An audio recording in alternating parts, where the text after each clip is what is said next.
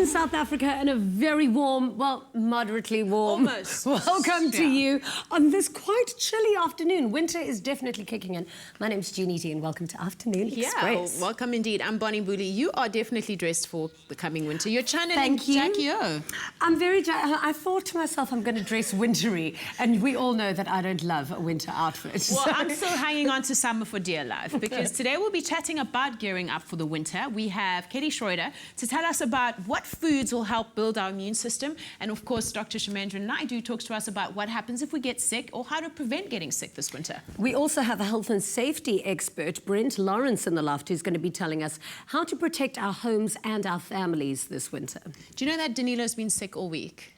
I know, but you know what I've actually been considering? Cold. It's those flu jabs. Have you ever gotten a flu jab? Apparently they don't... No, I don't do jabs for nothing. Okay, well, we're going to find out today if those jabs actually work. Now, somebody he's in the kitchen so that he doesn't breathe on us. Yes, good afternoon, South Africa. Welcome to Afternoon Express. I'm Danilo. So the girls are absolutely right. I have been sick this entire week, but it's been really cool to look in hindsight about all the things I can maybe learn through today's show to prevent the illness in future. Maybe one of those jabs myself. But today in the kitchen, we're making something so delicious. I have my kitchen mom with us today. Izette, product developer for Woolworths, is here. I'm so glad to be in the kitchen with you again because you always have the craziest ideas and I love them so much. So what are we doing today? Today we are preparing a beetroot and cauliflower gratin, a delicious dish for winter, and also very healthy. So we're going to have lots of fun making a gratin because I've seen that word spelled G-R-A-T-I-N and I've pronounced it gratin, and you've pronounced it what? Gratin. So if you have any other pronunciations of gratin, you're welcome to get hold of us and tell us what those are because the food is going to be so delicious today. You can find the recipe for this dish on our website, afternoonexpress.co.za. You can also find the shopping list for the incredible recipe right there on that website. We're also available on all of our social media accounts today. We'd love to hear from you. Today's question is actually quite interesting because obviously being sick now, I've had to think back on all of the things that my mom used to teach me when I was young about what to do to prevent illnesses. Did you have any that your mom taught you? Oh, yes, absolutely. Did she serve you something all the time when you were ill? Yeah, lots of vitamin C, orange juice, and if you don't want to eat, you still need to drink something healthy and robust.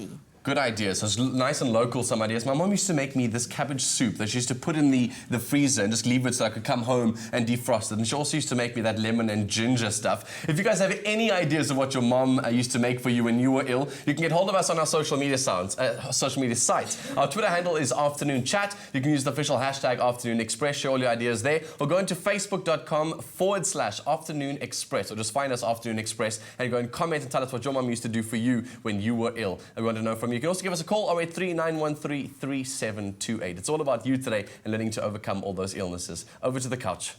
Thank you, Danilo. Now, winter is on its way, unfortunately, and this means greater safety risks in our homes and also out on the roads because we use gas heaters and higher amounts of electricity to warm our homes, etc. Now, this increases the risks of fires. That's why it's so important to prepare our families and homes for the cold season ahead. We're joined by environmental health practitioner Brent Lawrence. Welcome to Afternoon Express, Brent. Hello, Brent. Thank you. So one of the biggest risks in winter, particularly in informal settlements, is as people try to keep warm and get warmer and warmer, they run the risk of starting fires. So how can we stay warm while being careful? Well, there is alternative methods of staying warm. You can buy blankets. There is some electricity in informal settlements, so you can use electrical heaters instead of gas heaters or candles or anything that can cause flames. Or in fires, some people make fires in informal settlements to keep warm. That also causes fires. Often in the news in winter, we hear about so much devastation happening in informal settlements. Now, what is the major cause of those fires? How do they get started? Like I said earlier, it's mostly people that make fires inside the informal settlement to keep warm.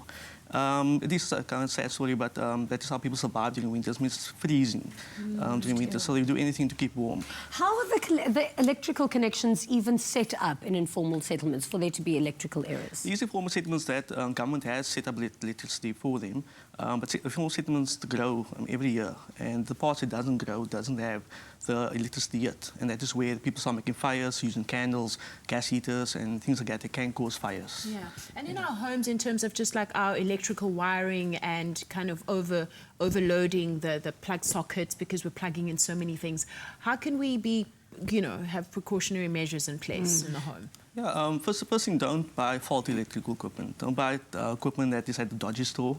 Which I don't know if anybody will particularly go out to buy a dodgy. You don't know until something's going down. Yeah, one friend bought a charger and exploded in the house. What? Yeah.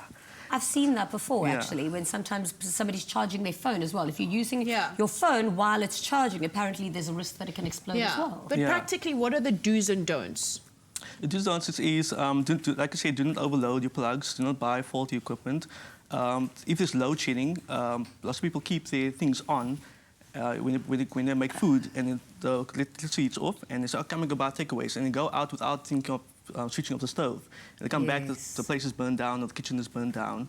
Always keep electricity off when there's load shedding. Do not fall asleep while you're smoking.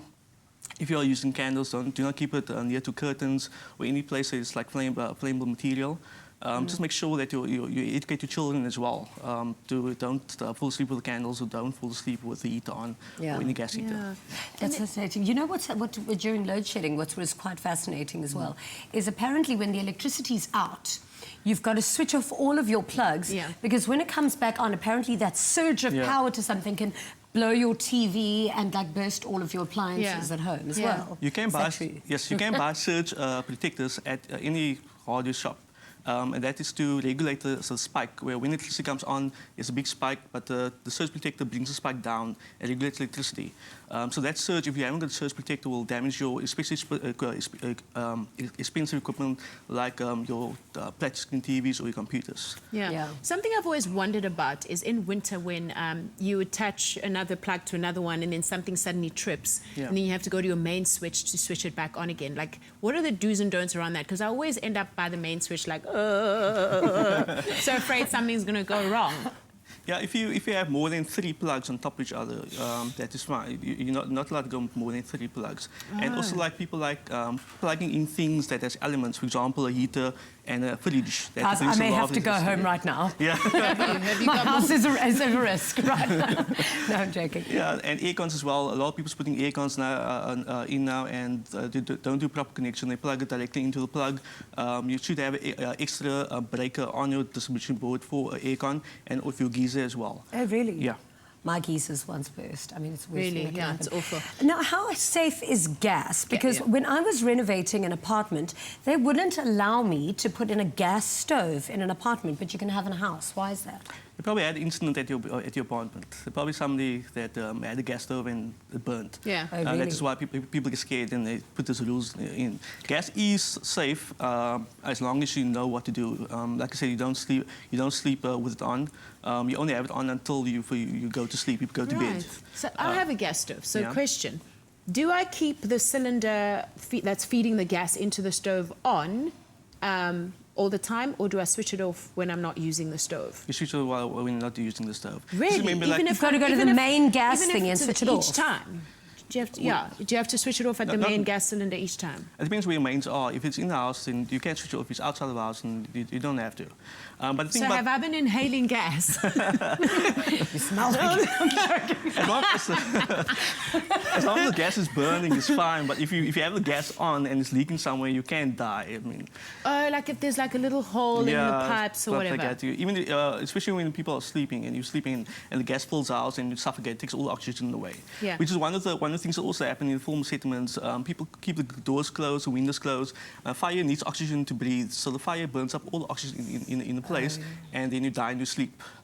And what about underfloor heating? What are the do's and don'ts with that? People generally just like keep the underfloor heating on all day, all night, throughout winter. Underfloor heating has low voltage, so it's fine. And so obviously you have to ask someone very professional to put it in and sign it off. But accidents do happen, but there isn't like a big statistic on accidents. I haven't heard of anything where unfollow eating caught fire or anything like that. So you're basically safe. Yours is probably still on. Hey. It's on in summer as well. After the break, we're joined by Dr. Chamendran Naidoo to chat about how to prevent ourselves from getting the cold or flu this winter. Remember to answer our question for the day. What did your mom or gogo give you when you were feeling sick as a kid? Tweet us at Afternoon Chat using our official hashtag Afternoon Express. Comment on our Facebook page or give us a call live on 083 913 3728. Don't go away. We'll be right back after this. A warm welcome back to Midweek Madness right here on Afternoon Express. So we're in the kitchen today and it is absolute mayhem here on all the social media sites too. I've tried to go and Google and find out exactly how to pronounce gratin because ourselves and our chef Izette have all tried different things. You call it gratin. Gratin. Gratin. I call it gratin. Apparently gratin is also another way to pronounce it. Hannah on Twitter was also saying gratin. Also the pronunciations are like weird like things. So if anyone knows how to pronounce gratin, we'd be very, very grateful. So that's what we're making on the show today, beetroot and cauliflower gratin. How do we get started? Okay, to start, you take 2 cauliflower heads, good quality, beautiful white colour, nice and firm, not wilted. So then you just chop it into sort of smallish florets. It's not that critical because you will roast it and afterwards you'll puree. Then you put it in a bowl. Okay. I guess you put both sides into the bowl, right? You're just showing us how to do the one for now. Yeah. Cool. So just finish that. Put all of it into the bowl. Toss with some olive oil. Ooh. This is a great one for winter because it's packed full of vegetables, which is great for you. And it's also a dish you can serve warm. I guess you can also eat it slightly cold if you'd like to. Salt, freshly ground black pepper. Pinch of chili. Chili always adds that beautiful flavour to any dish. And opens up all those sinuses. Garlic, good for your immune system. Yeah, about 4 whole cloves of garlic. Goodness. And then just sort of toss it in the olive oil. Place it on a baking sheet and then you roast it in the oven at 180 degrees centigrade for about 25 to 30 minutes. Okay, and that comes out looking something like this. Yeah. So once it's in the oven for that long, it should like brown slightly and it'll be really nice and soft on the inside. Yeah. Okay, and what's next? So next is, in the meantime, you boil your beetroot. Best to boil beetroot. You fill a pot with cold water. Add the beetroot, skin on, and then boil at a rapid boil for about 25 to 30 minutes. Okay, so you want it nice and soft there, all the way through. Why do you keep the skin on? Because I see this one doesn't have any skin on it. Do you peel it then afterwards? You peel it afterwards. It's best to also keep your nutrients inside during the boiling process, and also the colour, it doesn't leach that much. Okay, so obviously you boil it then with the skin on, keep everything internal, and then once it's done boiling, it's nice and soft, you then peel all the outside layers off. And it's very easy to peel after boiling. Okay, fantastic. So what do we need to do to that? So is that it? Is that it for this part now? Okay, so the next part obviously going to show everyone how to like assemble it all, blitz it all up. Do we have to blitz that yet? Yes. Okay, let's do that. That's also easy to do. So you put your cauliflower into you pretty much use the same bowl because all the same flavours. You can do that and then you blitz it. You're making a sort of puree out of that. Yeah.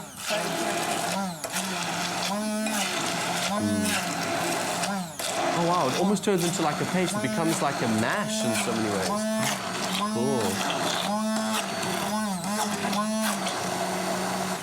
Awesome. Yeah, so this is puree to a lovely, smooth, silky consistency. That is part of, I think, cauliflower to add to that very creamy flavour, which is so delicious. Yay. Cauliflower. And then later on, obviously, we'll be showing everyone how to combine all these ingredients together and just to make the perfect gratin. So if you've never made one yourself, make sure you guys go and visit our website. It's afternoonexpress.co.za. You can also find the shopping list for this delicious recipe we're making on the show today. So I must say that obviously these veggies are really, really good for you, but I know that there are some medicines out there that are also really good for you. So I'm taking a close listen to this interview. Thanks, Danilo.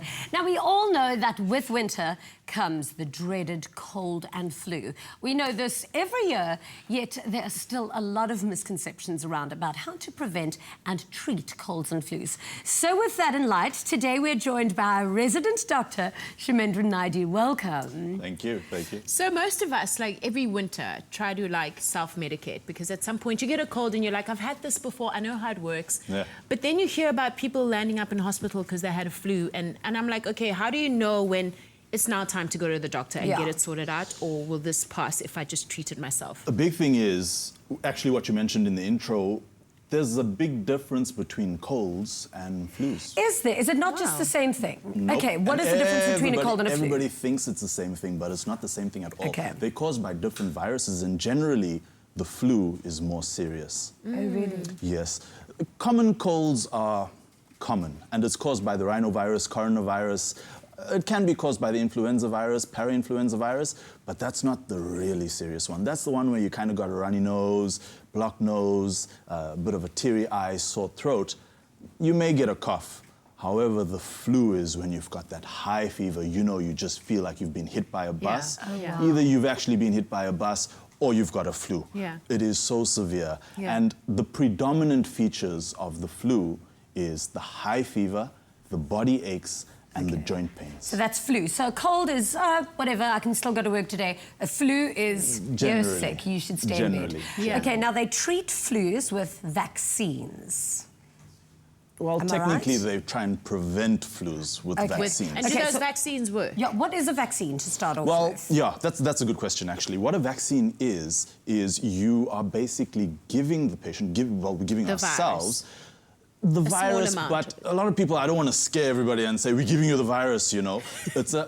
You get two types of vaccines, a live attenuated, and then you've got an inactivated virus. So basically, it's the particles, and your body responds to it like it's you having the virus. So your body sees this tiny quantity of the virus and the particle, and then it says, okay, guys, let's rally up, and let's get that immune So it system builds the nice and strong. antibodies to fight That's it. exactly it. Yeah, So that's then exactly it, yeah. eventually it becomes preventative. So if you do get the flu, it doesn't prevent you from getting it, but when it comes, you don't get the symptoms because your immune system's already there. Okay, but when you've already got the flu, like, I don't know about you, but I don't do well when I don't feel well. I literally get man flu. I can be even a little bit sick and I'm... I've been actually quite Save lucky. me now. I've been actually quite lucky. I haven't had the flu in like 4 years. Really? It's actually quite incredible. Yeah. But then It's actually like this. I'm very good with my supplements and I exercise and I juice every morning. And that's But how already, can we that's prevent already, flus and colds? you're already doing the right things. Yeah. So people don't realize that exercise actually boosts your immune system. does. Yes. As long as you're not going too hard and sleeping enough, the exercise will boost your immune system. That's So why I get sick, I go too hard. exercise. Oh, wow. Okay, the jury's out on that one. But, so eating a good balanced diet, increasing your vitamin C intake during the winter period, having adequate hydration, because having a dry mucous membrane, the inside of your throat, the inside of your nose, actually decreases the barrier function, the shield function of your body, and then the virus can infect you. Okay, now the vaccination is one of those little jabs to the rump. How the soon before... Or the shoulder. Oh. Yeah. I don't know why my doctor never wants to do it on my shoulder. I know why. Who's your doctor? Who's your doctor? I can imagine. Okay, so how soon before winter should you get your jab? Generally, about 6 to 8 weeks before winter comes along. So in mid-August. so we're too late. We're too late. mid-autumn. We've been in denial. Yeah. So do you find that people are getting antibiotics when they shouldn't? A lot of the time. A lot of the time. Now, having the flu has a severe impact on your immune system. So all the soldiers that constitute your immune system are busy out fighting against the flu. There's nobody back home holding the fort. So other bugs can actually jump in there and say, hey, it's an opportunity. So you can get secondary infections like bacterial infections. And in those cases, you do need an antibiotic. But the flu is a virus. So, well, I wouldn't say antibiotic because antibiotic covers antivirals, it covers antibacterials, antifungals. You don't need an antibacterial during that period. Okay, but now, if you look at colds and flus, if it's not treated correctly, can they become worse, like bronchitis, pneumonia? Are we at risk if you don't treat yourself when you're sick? Very, very much at risk. The very high-risk populations are the people above, so the population above 65 and below 4, so very young and older individuals. Also, if you already have other diseases, like if you've got cancer, if you've got HIV, then... Good on you, and chronic diseases. Yes, opportunistic illnesses. Dr. Jeannie, are you going for my post here? I play a lot of doctor. What about babies and children? What are the telltale signs and risks? Now, you know, an interesting thing, they generally get the same symptoms that adults get, but in children and in babies, and a lot of people don't realize this, but you can get gastrointestinal symptoms from the flu. No. People don't realize that. Explain what that is, because I used to say to, you know, when you want to bunk school, it's the easiest thing to say, you sorry, said I've got when gastro. you don't want to come to work. You've said you've got gastro. I've never said that I before. think I've written a letter for you Okay, as but well now a couple what of is times. Okay, but now what is legit. gastro? So gastro is gastroenteritis. Did you just So ask us Bust me. gastro? you've had it so many times. Surely you know. Well, gastroenteritis, which is the long name of gastro, just means inflammation of the tummy and the colon. And I've permanently got gastro on a fat day, when you're having a bit of fat day. No. But generally, when people say they've got gastro, it's a viral infection that they're talking about. Now, the flu can kick off an inflammation of the tummy, the colon, and then the symptoms would be abdominal cramps, diarrhea, vomiting, and now in children, that's more predominant than what you would see in adults. Wow. Thank you so much, Dr. Chamendran. We'll Lovely be chatting to us. keeping very healthy this winter. Well, you're going to come back a little bit later. So after the break, we move from prevention to treatment of colds and flu with Dr. Naidoo. Now, remember to answer our question for the day. We're dying to hear from you. What did your mom or Goga give you when you were feeling sick as a kid? Tweet us at Afternoon Chat using our official hashtag Afternoon Express. Comment on our Facebook page or give us a call live on 083 913 3728. We'll be right back after this. Welcome back. Welcome back to Afternoon Express. Before the break, we chatted to Dr. Chamendran Naidoo about how to improve our body's defenses against the likes of cold and flu. Now, let's say we have contracted the flu. How do we go about effectively treating it? We're back with Dr. Naidoo. Now, this is a huge worry for me, actually, because in part one of the interview, I actually got a little bit nervous because I don't ever go and see a doctor. The minute I feel like I've got a cold or a flu, I just think, let me just take those random buy-off-the-shelves medicines. I mean, is that bad for you? Look, you're not doing the wrong thing, and I'm going to tell you a little secret. The treatment is really just supportive. Okay. But it is important to know when to go to the doctor. Generally, your symptoms are going to last about 3 days to 5 days with the fever, and your cough and body aches and the feeling of malaise, that feeling that, you know what, I just don't feel like doing anything, can last up to 10 days. Wow. But when do you go to a doctor? I never feel like doing anything, just by the way, whether it's winter or not.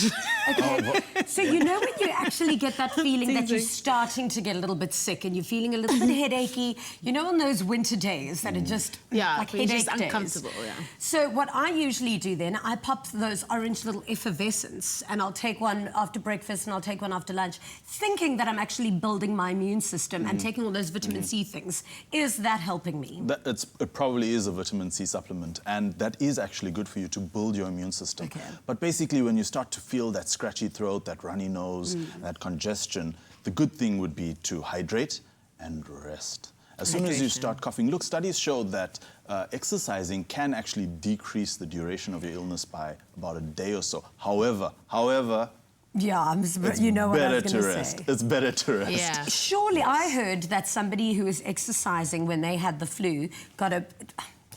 I heard, but is this possible? Dangerous. Could have gotten a brain aneurysm during exercising while sick?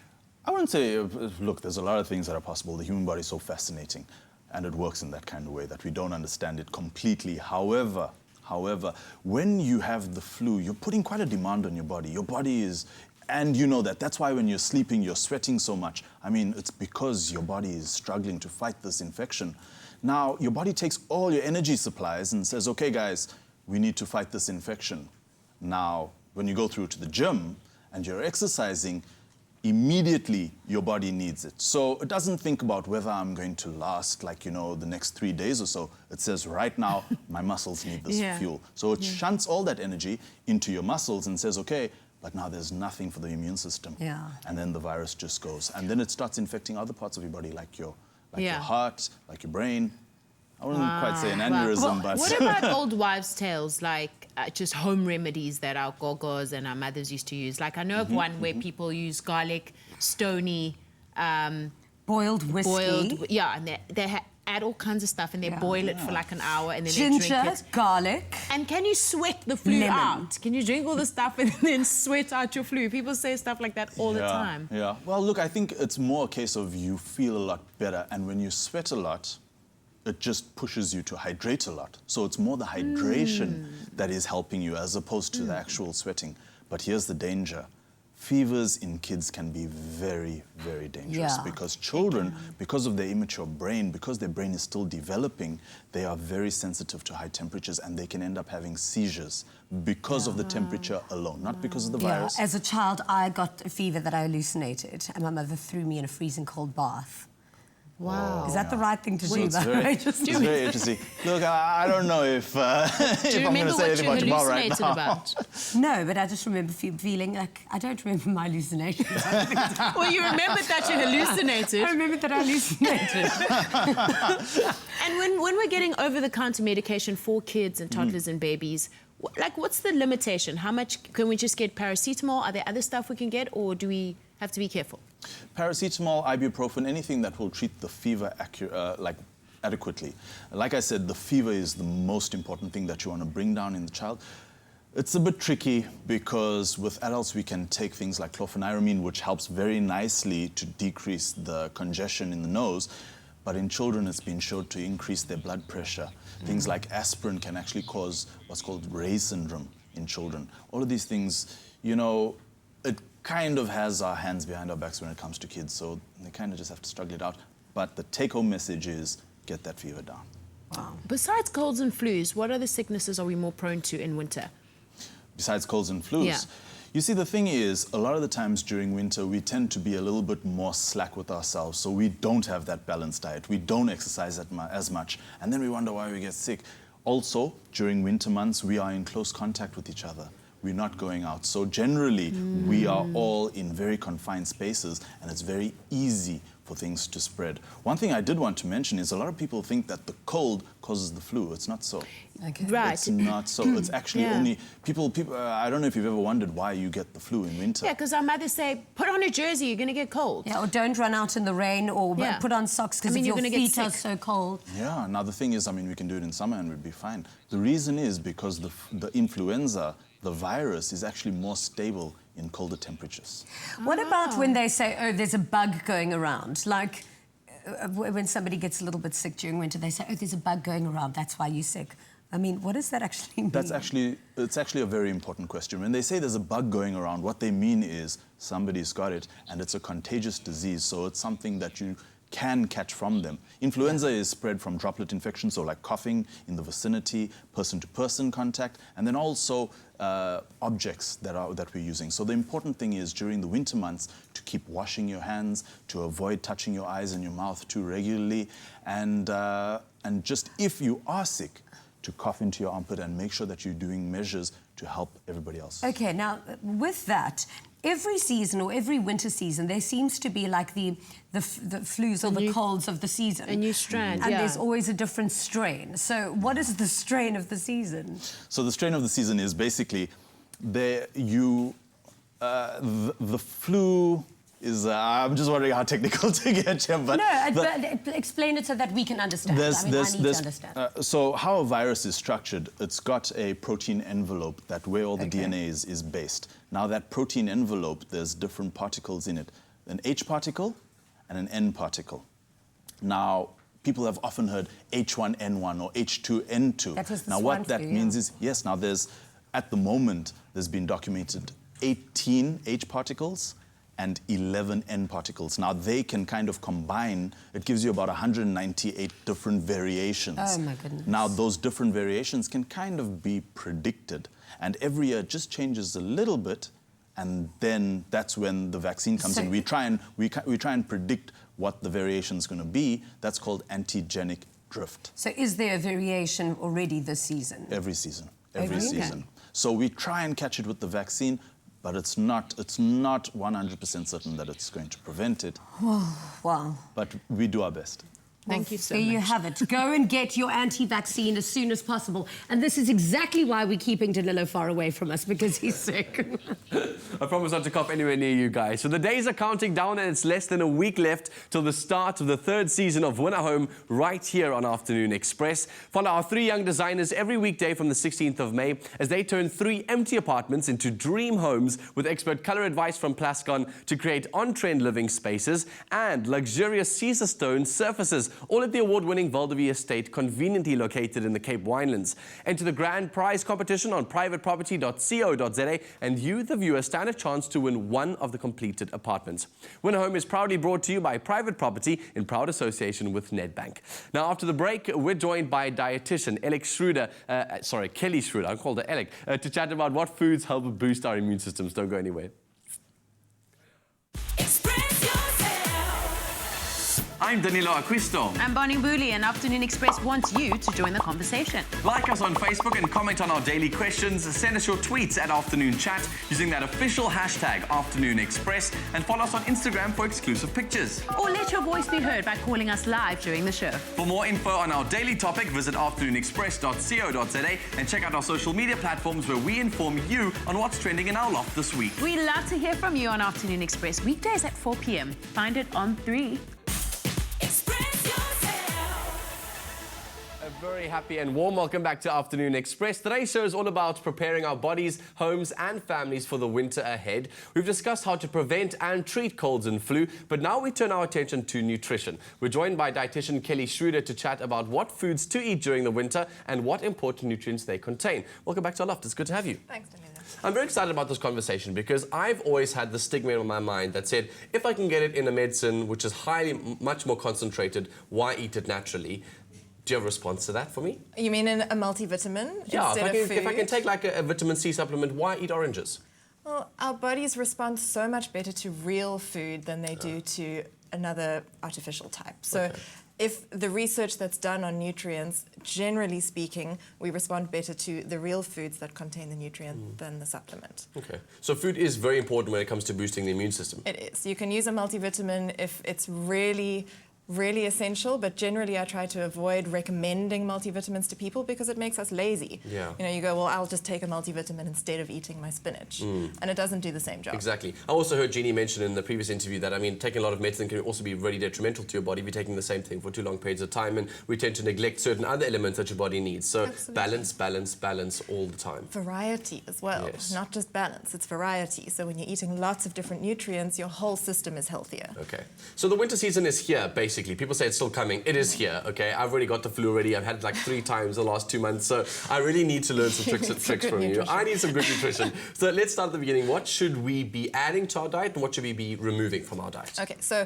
when you're thinking about your immune system as your soldiers, it makes sense that those soldiers need fuel and they need nutrients to keep them healthy and to help them to do their jobs. Okay. So all of their processes require nutrients as well. So they can't function on nothing. So if you are eating processed, refined, packaged foods all the time that are completely depleted of nutrients, then you're not getting anything that your body needs, let alone your immune system. Yeah, So you might feel full, but nothing else is happening. Yeah. So even though it's nice to think, well, okay, if I take vitamin C, then my immune system will be sorted. It just doesn't work like that. You need a whole variety of nutrients to help your immune system properly. Vitamin C does play a role, but you're better off eating a balanced diet because you need proteins, you need other antioxidants, and not just vitamin C. You need vitamin E, vitamin A, zinc, selenium, folate, iron, B vitamins. You need all of them. So it can get a bit overwhelming if you start to try and isolate the nutrients that you need, and you would go, well, why can't I just pop a pill because it's difficult? Exactly, but that might be quite overwhelming for lots of people. I find that already overwhelming to think about all these things. I don't even know what my body needs 99% of the time. I kind of go, I'm hungry.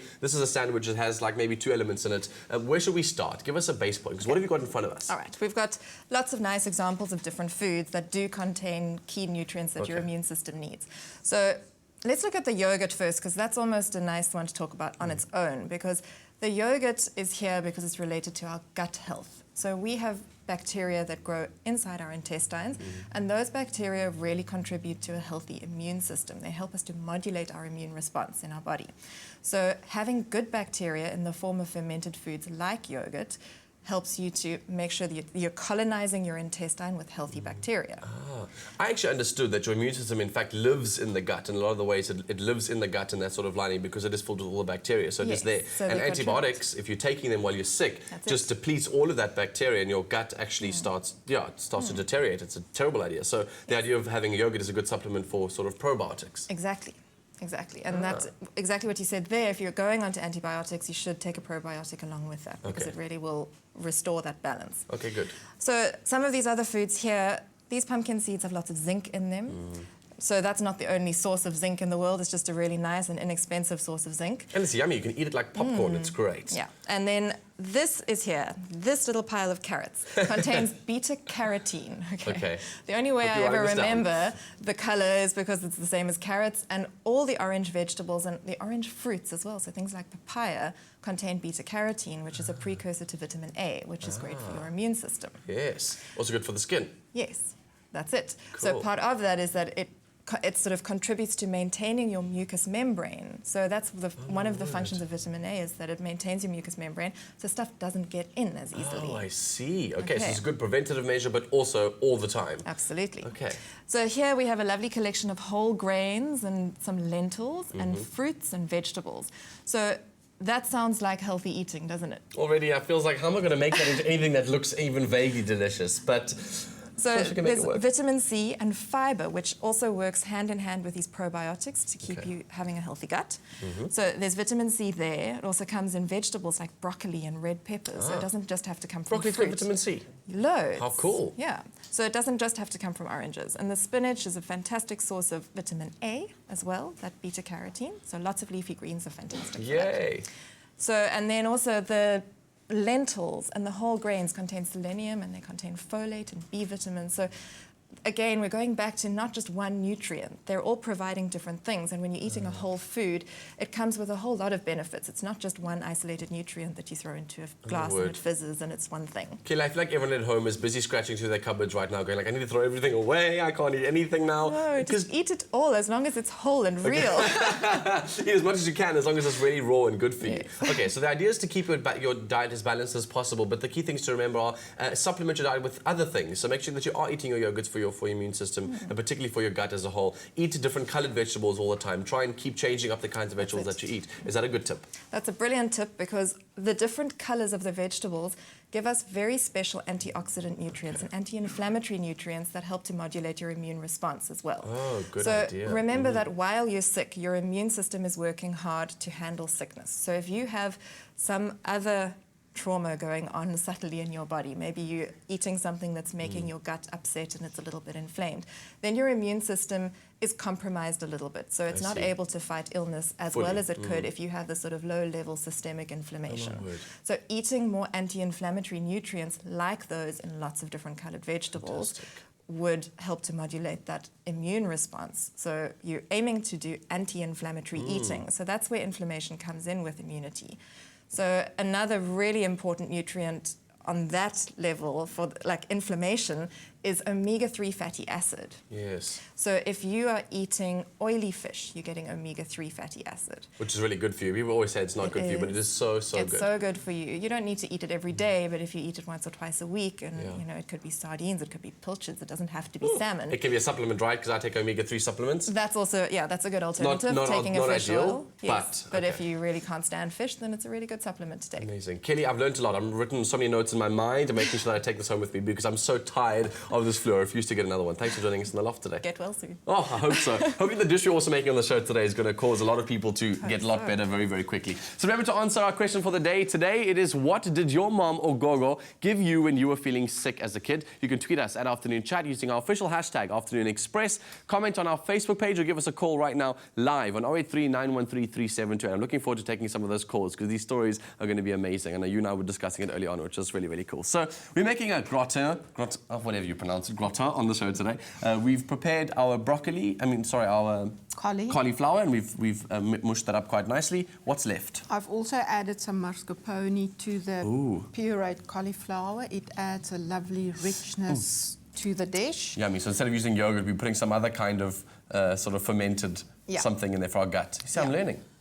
So that's done. The beetroot, freshly boiled, peeled and sliced. So to assemble, this dish is very easy to assemble. Just the way we like it on Afternoon Express. So first you just line a roasting oven dish with half of the sliced beetroot. Okay.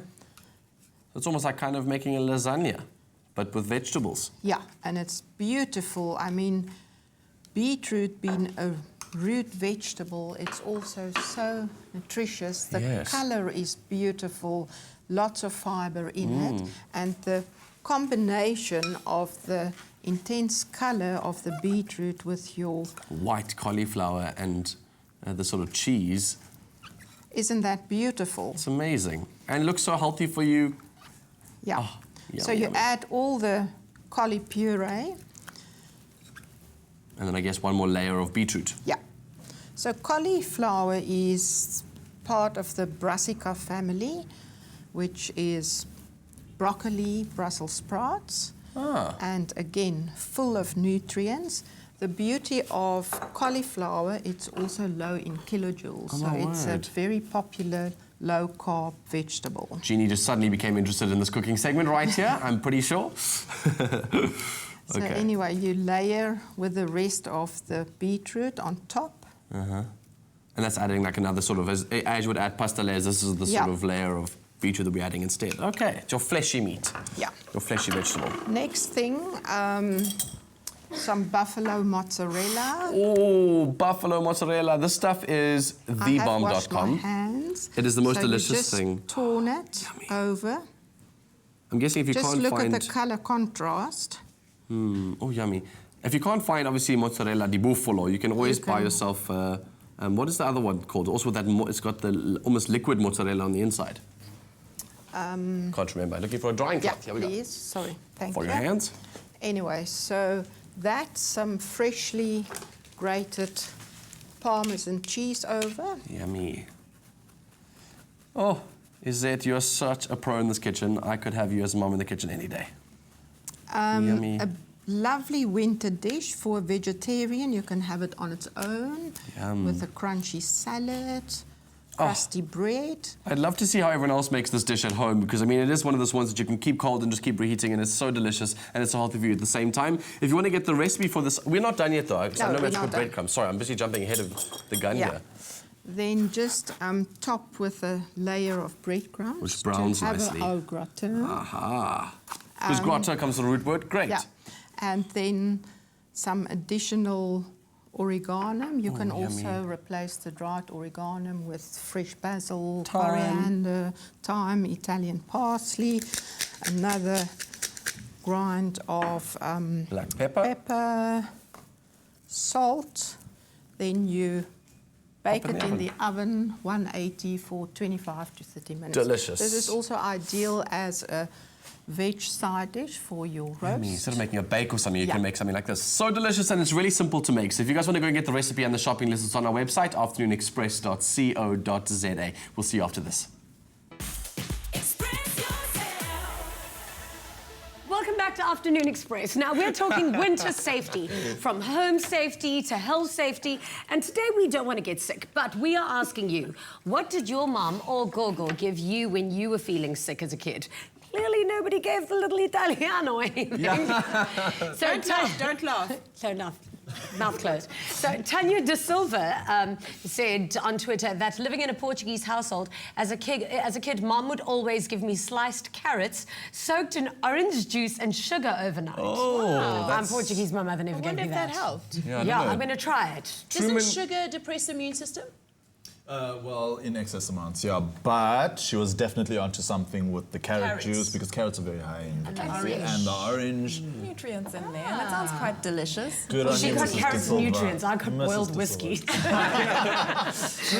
upbringings. I think it was different upbringings. True McKelly on Facebook said, castor oil mixed with homemade orange juice still tasted terrible gulping it down, but it did the trick. Wow, okay. Nick Mutt says, my granny used to boil olive oil, lemons, ginger and honey. It doesn't taste good, but it does help. I think it doesn't taste too bad.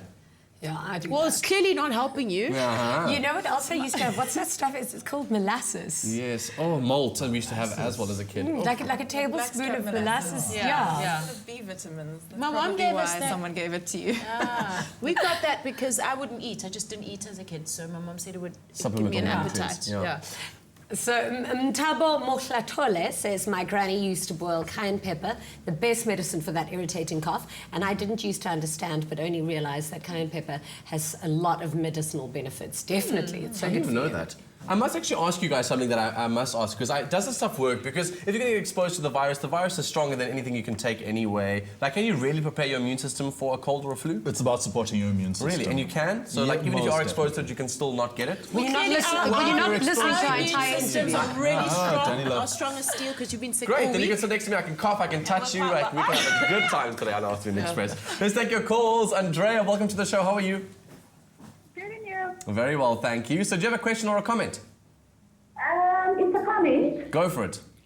My mom for a cough used raw honey, 125 milliliter of raw honey, and 10 milliliter of fine cinnamon. Sure. So you'll have mix that well together, keep it in the refrigerator, and you'll use it as a normal cough mixture. For children, 5 milliliter. For adults, 5 milliliters. 3 times a day, and it works like a bomb because the raw honey and the cinnamon actually break up that sore chest. Yes, all the gunk. It's inexpensive. Soothing. Yeah. And antibacterial. So I can understand why that might work. Thanks, Andrea. I appreciate that call. What my mom always used to say to us, if we got anything, my mom would say to us, your body's full of toxins, I'm giving you castor oil. So that was her remedy for everything. Castor oil. It's castor oil because she was like, you're sick because your system is full of crap. Dr. Naidoo's got wide eyes. that- He's like, is there oh my any truth God. to Just that? having nightmares of when my mom was giving, she's like, you got a B for your exam, take the castor oil. We've got another caller on the line. Glenda from Johannesburg, welcome to the show. What's your question or comment? Hi, Jeannie G. Hi, Glenda. Jeannie G. What's your question or G, comment? sorry. No, no worries. You can call it DVD as well. I answer to I everything. love you guys' show. Thank I you. watch Expresso every morning Yeah. from Monday to Friday, and your show in the afternoon. You guys are doing a fantastic job. Thank you. I Thank you really so much. love your show. Thank When we were little and we got gastro, my mother would mix milk with soda water. And within 2 days, we were as right as rain. Oh, that's fantastic. I wonder if that's Never because went to a doctor for gastro or anything like that. Wow. Is that maybe because it stops the cleansed you? vomiting, it stops the diarrhea and everything. Fascinating. Thanks for the call. Appreciate it. I know every time I then- have...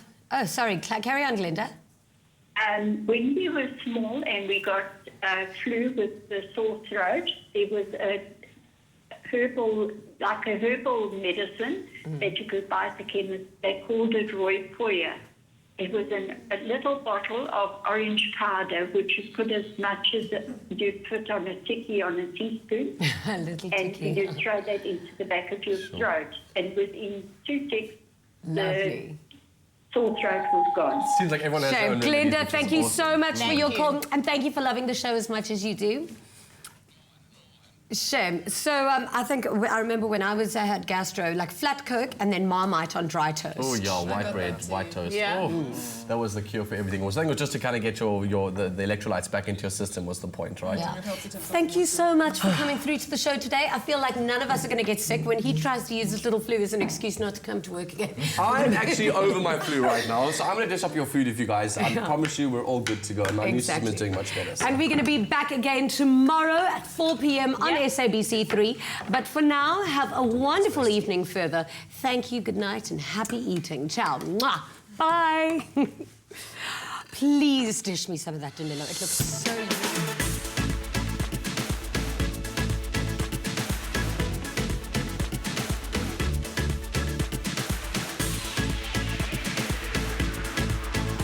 Another feel-good production. Hi YouTubers, thank you so much for watching. Your support means the world to us. Join the Afternoon Express family by subscribing to our channel right here. And we'll keep you up to date with all our recipes and of course our fabulous episodes. Also, feel free to leave a comment and share this video. We do love it when you express yourself.